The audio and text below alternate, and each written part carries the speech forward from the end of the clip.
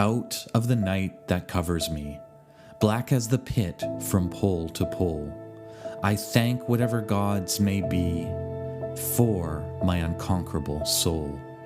In the fell clutch of circumstance, I have not winced nor cried aloud. Under the bludgeonings of chance, my head is bloody, but unbowed. Beyond this place of wrath and tears looms but the horror of the shade, and yet the menace of the years finds and shall find me unafraid. It matters not how strait the gate, how charged with punishments the scroll. I am the master of my fate. I am the captain of my soul. This poem was written by William Ernest Henley, a British poet and writer from late Victorian England. Henley wrote many works, but none have captured the imagination or stirred the soul as much as this 1875 poem called Invictus. Nelson Mandela delivered this poem to his fellow prisoners while he was incarcerated on Robben Island. The poem's stirring main message, created by the poet Henley himself, who suffered from a disability, is one you may have also heard before thanks to Hollywood. But for me, the main point of this poem is, no matter what fate before us, no matter the hardships and toll, if there be a fire inside of you, you have an awakened soul. The age in your years matter less, but today they matter more, because while some lights have grown dimmer, there are those who must still explore. In knowing your path and making way, despite the obstacles yet to unfold, you have become the master of your fate. You've become the captain of your soul.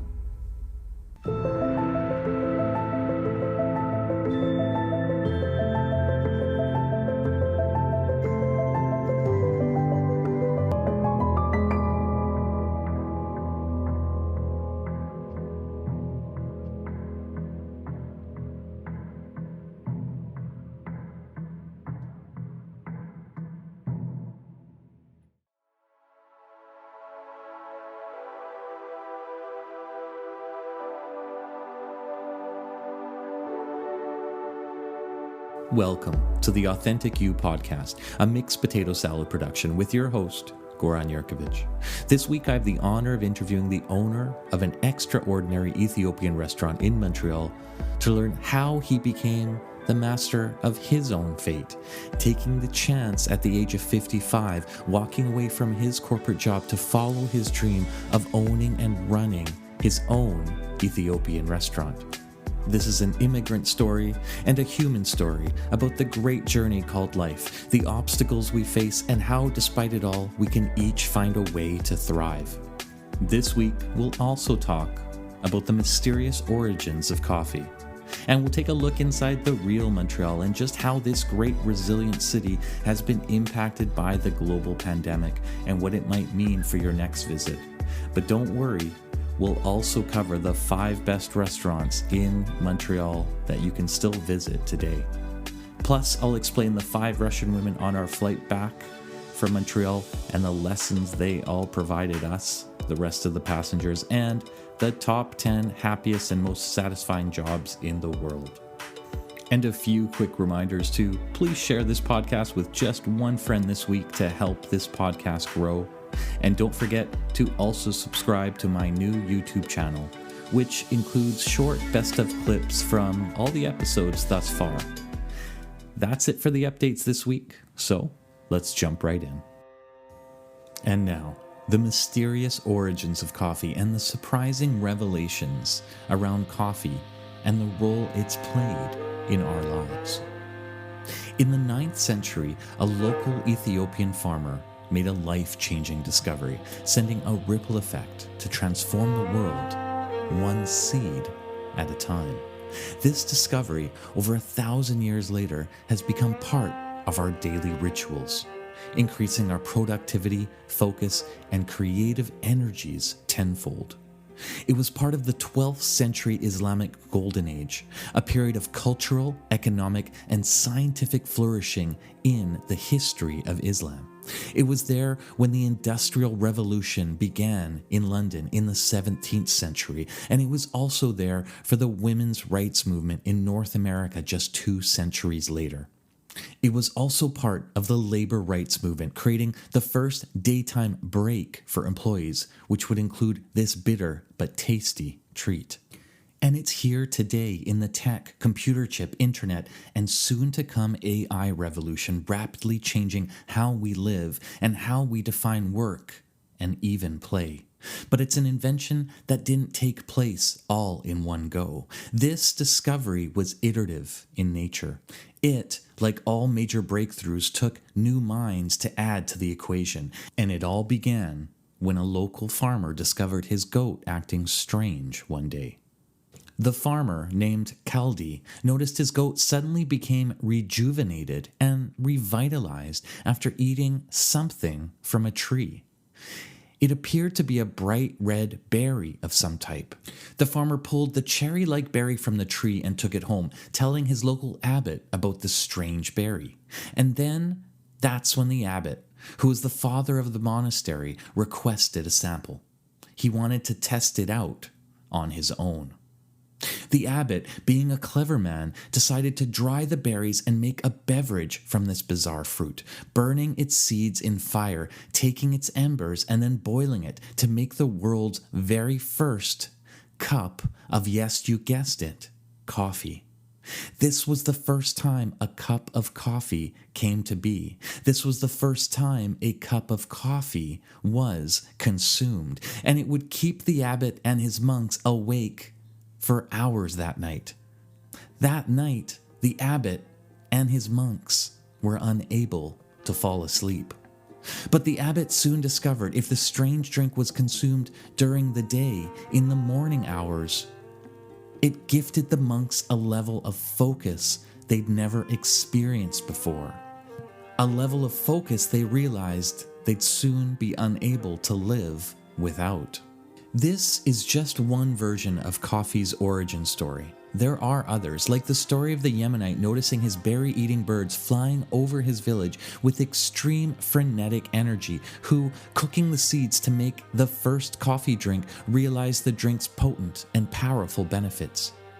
It seems one of these versions is likely the truth because the more you dig into the origins of coffee, the more you seem to find a farmer or local of some type noticing his goat or sheep or some birds acting hyper and perhaps a little crazy.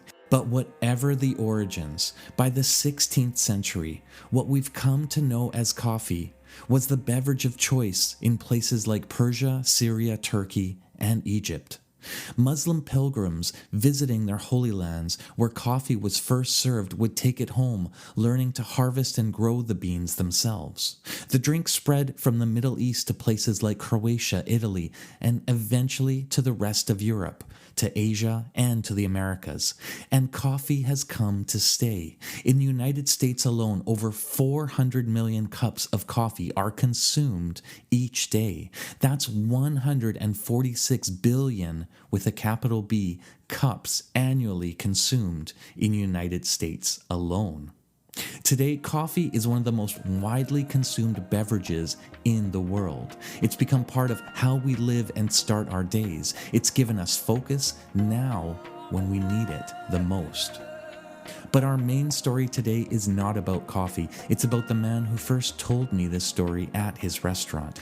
A man who, arriving from Ethiopia, had a dream to start his own restaurant, to leave his IT and corporate job behind, and to bring his culture, his people, to Montreal in the only way he knew how. But before we go to this story, it's time to pause here and talk a bit about Montreal in the pandemic and post-pandemic era with us today, and what you can expect for your next visit to one of Canada's most unique and culturally rich cities. In early September, my wife and I flew to Montreal to visit her family and close friends, but it was also a trip about the city. For as much as Montreal remains as it was before, Montreal today is trying to find a new way. It experienced lockdowns that crippled much of its food and entertainment scene. And walking near McGill down the busy streets of Montreal's shopping and food districts like St. Catherine's Street, St. Denis, and St. Laurent, and pretty much any main street that crisscrosses Montreal from its downtown core to the plateau and back to old Montreal's waterfront, one thing is abundantly clear. Many shops are now closed, boarded up, and out of business. Restaurants, bars, cafes, institutions of all types, new or old, many have closed. I wasn't able to get exact figures, but it seems as if 10% or more of these shops in and around the center of the city are now no more. But Montreal is a city that never surrenders. Like a phoenix from the ashes, a new city is being born. We saw salsa dancing in the streets of St. Catherine. We experienced, at a safe distance, masks on, Afro-techno music live in a place where jazz music usually thrives. A new city is underway because the people, its people, have survived. And they are finding a new way to bring Montreal back to life. Montreal awoke something inside my wife and I during our visit. We, like most of you, have spent the past 18 months away from close friends, family, away from live music, restaurants, and cultural events. But Montreal, the place, its people, reminded us, as I hope this short aside does, that life is meant to be lived to the fullest, one way or another. This doesn't mean throwing all caution to the wind, but it might mean taking some calculated steps towards the thing you missed most in life. For my wife and I, it's meant going out a little more often again and appreciating our home here in Vancouver. It's reminded us that we have a part to play in our own city's rebirth, here back home. And it's reminded us just how amazing Montreal's food really is, which brings us to the 5 best restaurants to visit for your next trip to Montreal. Here they are in no particular order. First on the list is Des Uns. For the Juno Award-winning live jazz at super affordable prices and simply amazing pasta dishes you might not expect from a jazz bar. And if I butchered the name of this place, I'll be sure to include it in the link for the podcast description. Another name I might butcher is Un Pierre de Cochon, which I think translates to pig's foot. This is the place to go for the most succulent, rich, and delicious of Montreal cuisine. I can't say enough about this place, and we are very thankful it found its way to survive through the pandemic. Something new to the Montreal scene is Bouillon Bic, for the cutting edge in new culinary tastes, and yet with still somehow affordable 3-course set menu prices. Next on the list, Jardine Nelson, for the live open-air jazz in one of Montreal's most iconic downtown street-level settings. And finally, Queen Sheba, which we'll cover in our next story. Okay, there's plenty of others I've missed on this list, like Nora Gray and Liverpool House, and if you really love institutions, of course there's Joe Beef, not to mention a true cornucopia of rooftop lounges that we could do a show on its own, and maybe we will to help kick off things for next summer. But with winter honing in on most of us, it's time we dig into our next story, one about surviving war and hardship, arriving as a refugee in Canada at the age of 40, and going on to create, at the age of 55, one of Montreal's most unique and authentic restaurants representing the proud people and culture of Ethiopia. TripAdvisor ranks Queen Sheba at 256 out of 4,000 restaurants, but that ranking should be much higher because most reviews are raving recommendations from Ethiopians and foodies in the know. Queen Sheba opened its doors on January 7th, 2017 in Montreal, and as we will mention in the podcast interview, survived not just the ultra-uber competitive restaurant scene, but also the pandemic that saw restaurants of all sizes, shapes, and colors shut down. But despite it all, Queen Sheba found a way to adapt and to thrive. And it's for these reasons one must visit Queen Sheba on your next visit to Montreal. It's really about the consistency of its delicious and distinctive Ethiopian spiced meat and fish and vegan dishes. It's also about the experience of the large sharing plates, and not just the unique flavors, but in trying and tasting one type of food you may never have tried before, called injera, which is a fermented bread and superfood great for your gut. Injera is a staple in Ethiopian cuisine if you've never heard of it before. It's central to the dining process like bread or rice in other cultures. But injera is a sour fermented flatbread with a slightly spongy texture, traditionally made of teff flour, which we'll talk about a little later. And this brings us to the third reason to visit Queen Sheba, its owner and the cultural identity he brings to his restaurant. Ashelaw Abebe, if you were to meet him in person, you would guess is around 40 years old, but in fact, he's almost 60. Good health he attributes to the injera fermented bread he eats daily. My wife's good friend Sue recommended the restaurant. Sue said she knew the owner, that she worked with him before, until one day he decided it was time to take the plunge, to follow his dream, and having never owned a restaurant before, in his mid-50s, he opened Queen Sheba.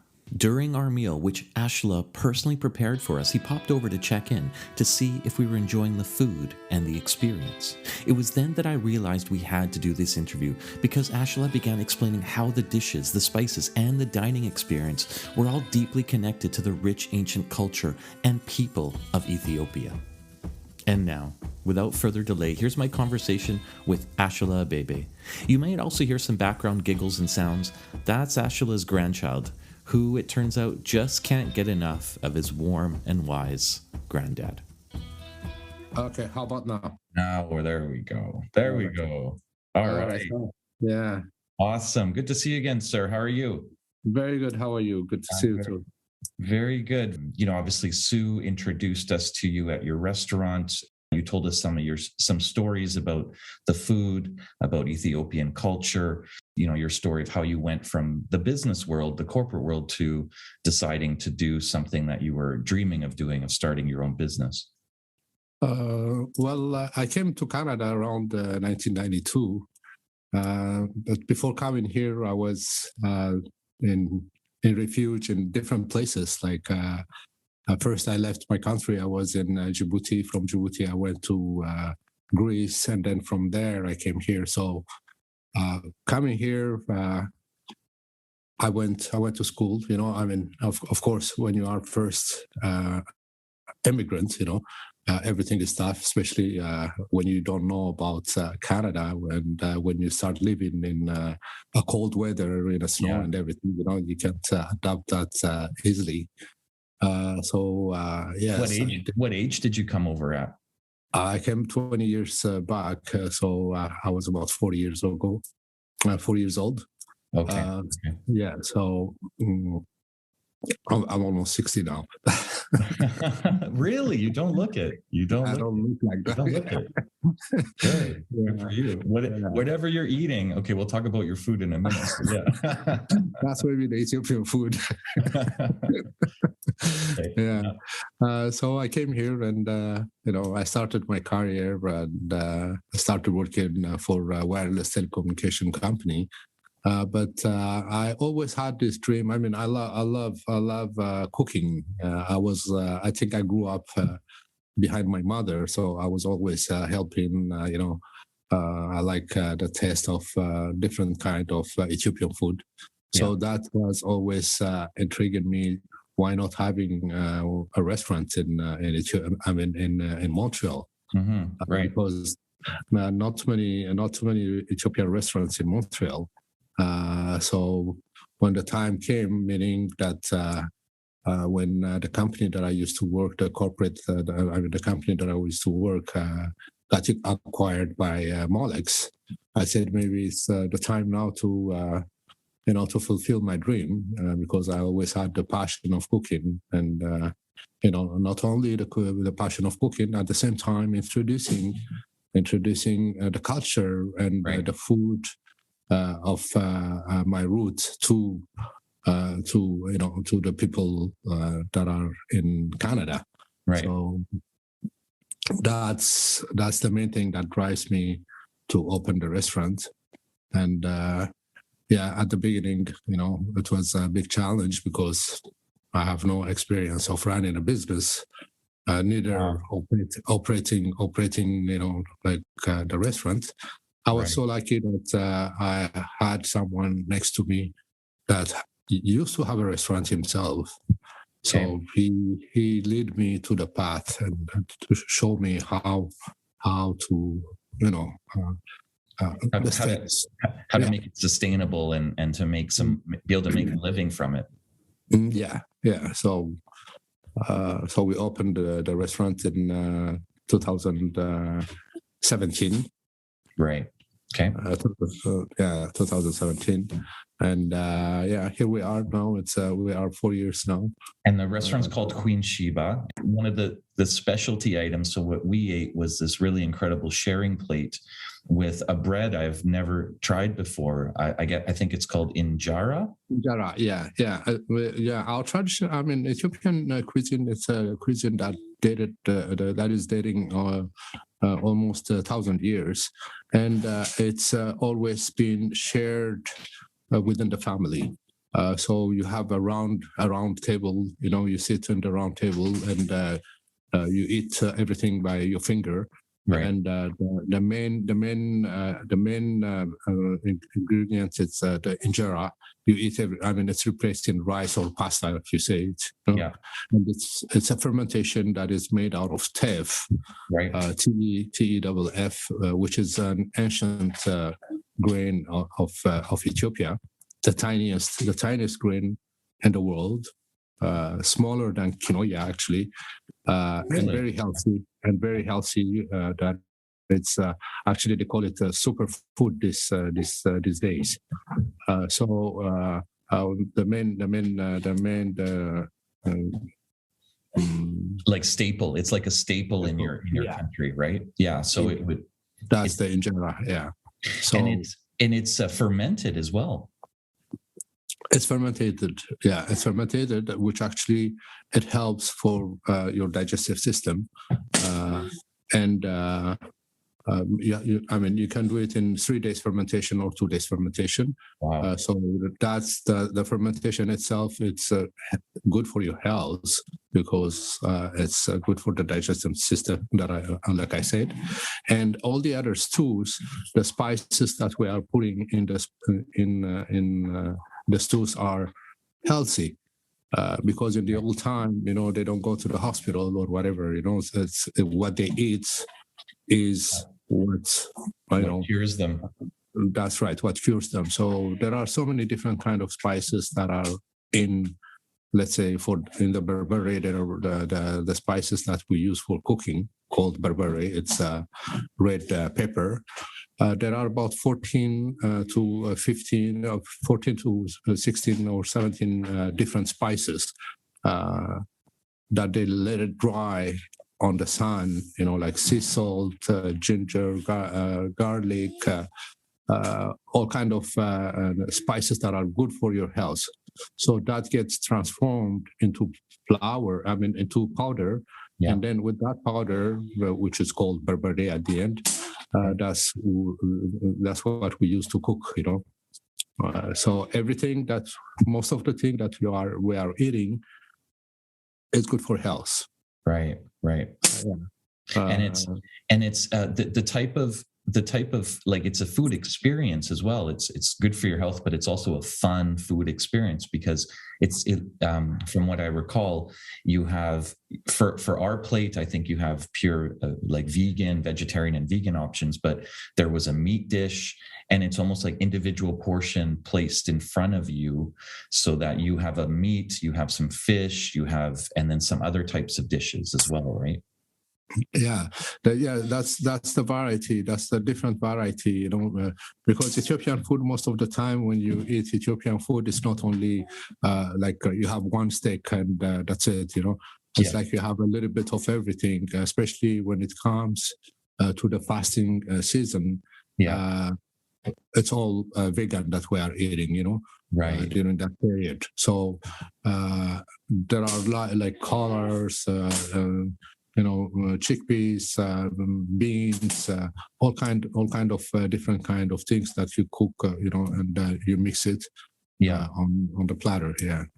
So how have you been able to, I've been reading reviews of your restaurant from people from Los Angeles that come to Montreal and they say, I miss Ethiopian food. It's this is the place, Queen Sheba. It's so authentic. It's flavorful. And then new people that come there, they love the taste as well. But how are you able to create such authentic flavors in Montreal of Ethiopian food? Well, that's yes, Vicky. Where's Kitty? She's upstairs. So who is that? Who's that? Yeah, that's my grandson. That's your grandson. Okay, that's cool. Yeah, tell him you'll be able to celebrate Thanksgiving soon. Yeah, we won't keep you too much longer. That's right. Okay, yeah, go upstairs. Go upstairs. Well, to keep the authenticity of the food, most of the spices. I mean, the main secrets I can say is the spices that you are putting to cook that you are using to cook your food. Yeah.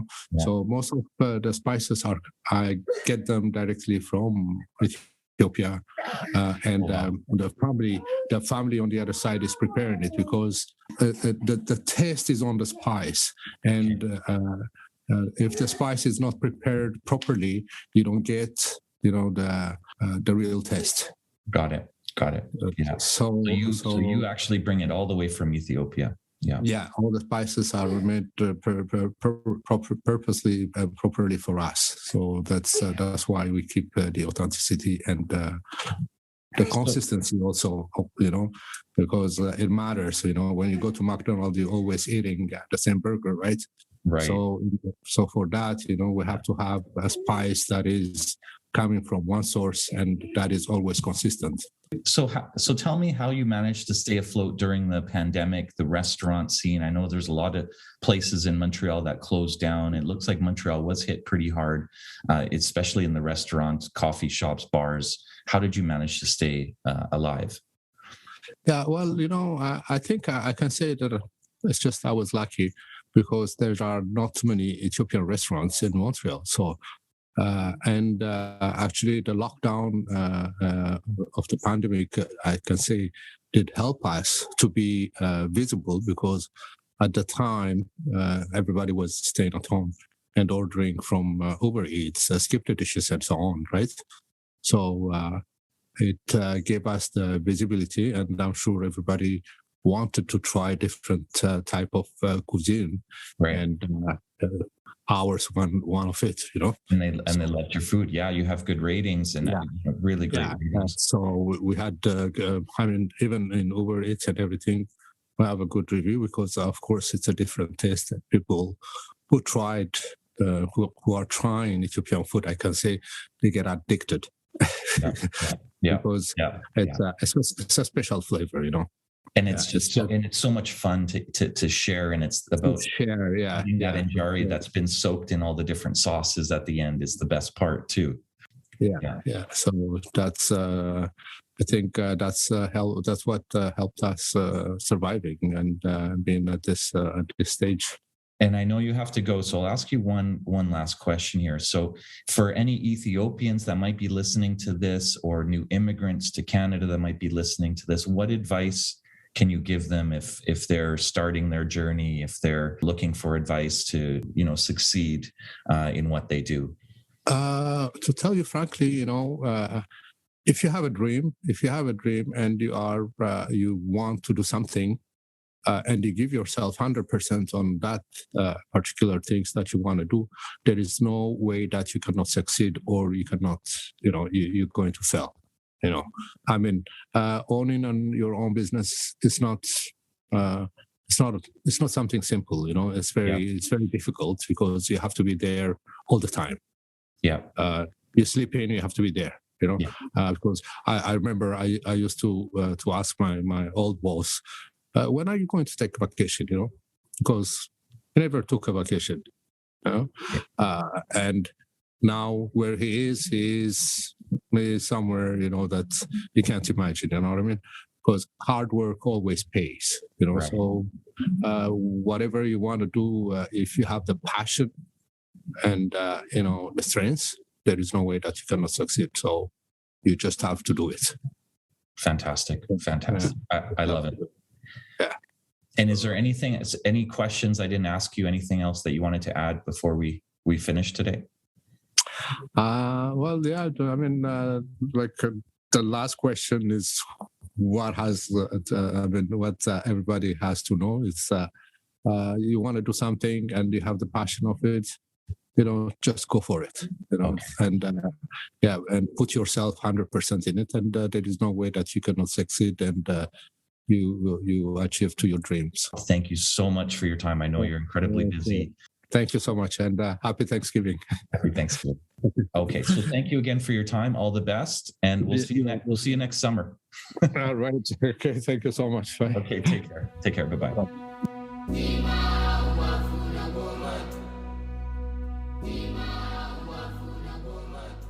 And now, some closing thoughts. Unfortunately, Ashelaw is as busy as he is humble, so we couldn't get into all the areas we wanted to, like his incredible journey to Canada in the first place as an Ethiopian refugee, which is only mentioned in brief. If you're interested, go to the link in the podcast description to see what situation he fled from almost 20 years ago. Ethiopia has a rich history, but it's also been weakened and soaked in many conflicts and wars. We also didn't have time to get into the Injara Tef Dutch colonial conflict. So I've added a link to the BBC article called "Did the Dutch Steal This African Food?"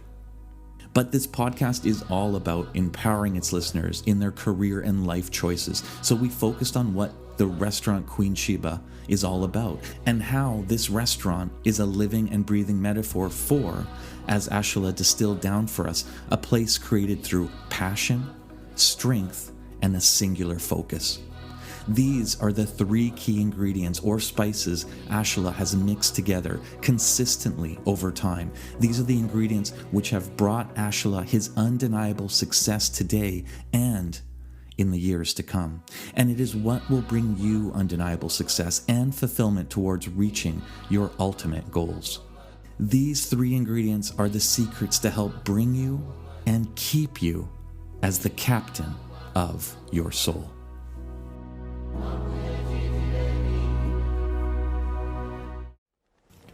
And as promised, here are the top 10 most happiest and satisfying jobs in the world. If you're thinking of quitting your job and making a career change, this list might give you some new, eye-opening options that you may not have thought of before.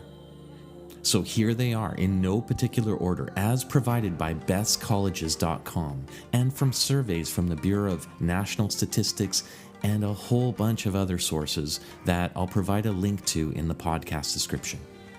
Number 1, dental hygienist. Number 2, educational administrator. Number 3, physical therapist.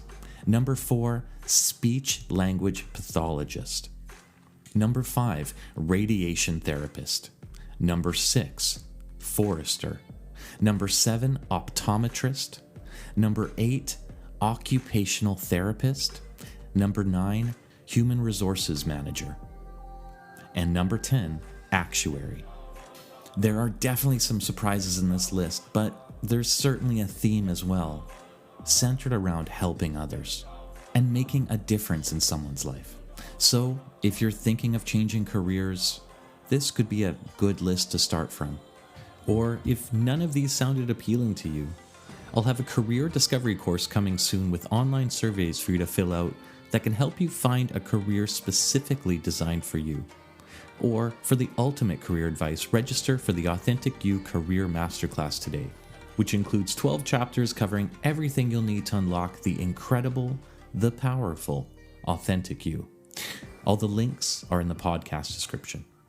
And before we go, it's time we explain the 5 Russian women on our flight home from Montreal and the lesson they provided all of us passengers.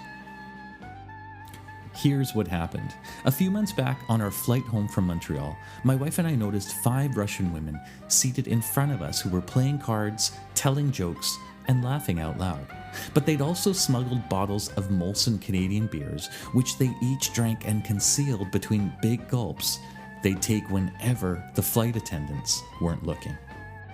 As the rest of the passengers sat quiet, these Russian women, despite COVID and all, were having the time of their lives. Like school kids on some great field trip or adventure, they were filled with joy for the very moment they found themselves in, and in the anticipation of whatever was coming next. And all of this was happening before we'd even left the runway of Montreal.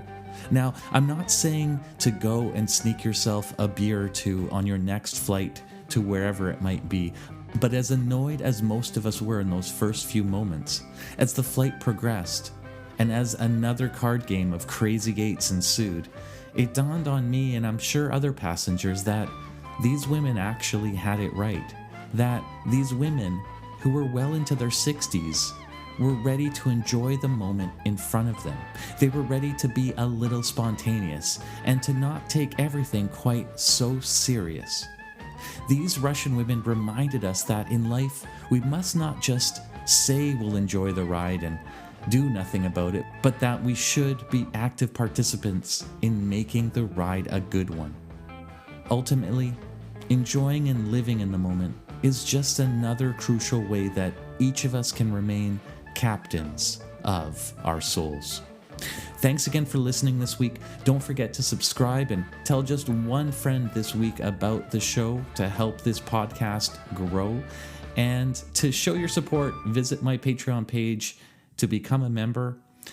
And last but not least, a big thanks to Red Fox, Heart Earth, Let Me Sow Each, Christy Nelson, and Jazz for your podcast reviews. If you enjoyed today's show, don't forget to give your 5-beer rating on iTunes today. Thanks again for listening, and until next time, take care of yourselves and each other.